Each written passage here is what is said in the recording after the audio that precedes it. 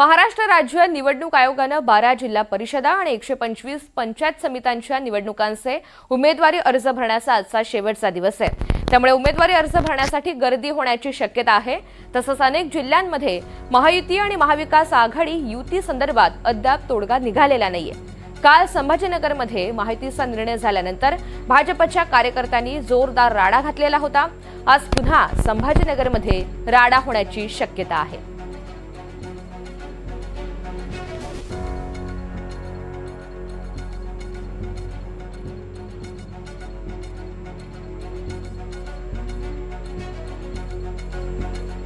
महाराष्ट्र राज्य निवडणूक आयोगाने 12 जिल्हा परिषदा आणि 125 पंचायत समित्यांच्या निवडणुकांचे उमेदवारी अर्ज भरण्याचा आजचा शेवटचा दिवस आहे। त्यामुळे उमेदवारी अर्ज भरण्यासाठी मोठी गर्दी होण्याची दाट शक्यता आहे। असं असताना दुसरीकडे अजून अनेक ठिकाणी अनेक जिल्ह्यांमध्ये युतीचा तसंच आघाडीचा निर्णय झालेला नाहीये। तोही निर्णय प्रलंबित आहे। तर संभाजीनगरमध्ये काल मोठा राडा झालेला होता।